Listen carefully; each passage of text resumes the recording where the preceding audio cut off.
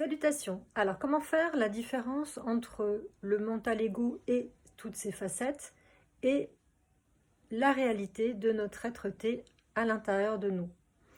Eh bien, en fait, c'est très simple.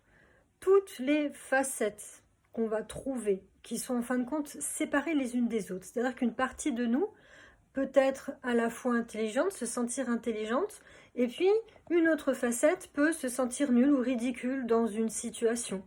Une facette peut se sentir insatisfaite à un moment donné dans son expérience de vie. Et puis une autre facette de nous peut être très contente en fin de compte de ce qu'elle a réalisé.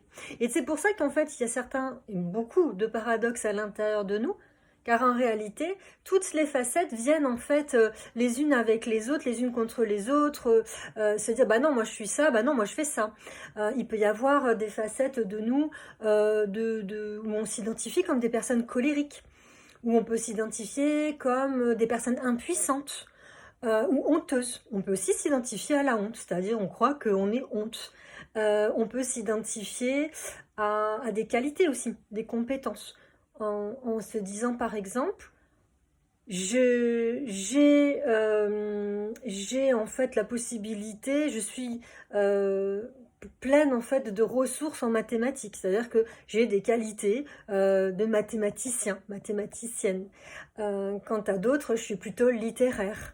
Voilà, on va vraiment toujours avoir en fait plusieurs facettes qui vont jouer en fin de compte en même temps, et c'est ce qui va créer en fait cette espèce de séparation, parce que toutes ces facettes quelque part sont séparées. Elles sont séparées et ça va être des masques qu'on va porter à chaque fois d'une manière différente en fonction des situations et en fonction des personnes qu'on rencontre. Voilà, ça c'est vraiment très bref, mais en attendant, c'est bien comme ça que notre mental ego s'est construit au travers de plein de facettes, voilà, d'identifications diverses à des caractères, des traits de caractère, des situations et voire même des objets. On peut s'identifier aussi à un objet.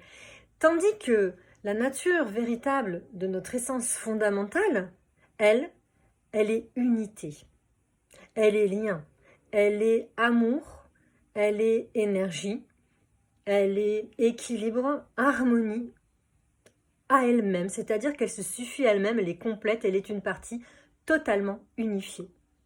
Voilà, c'était tout. Bisous à tous.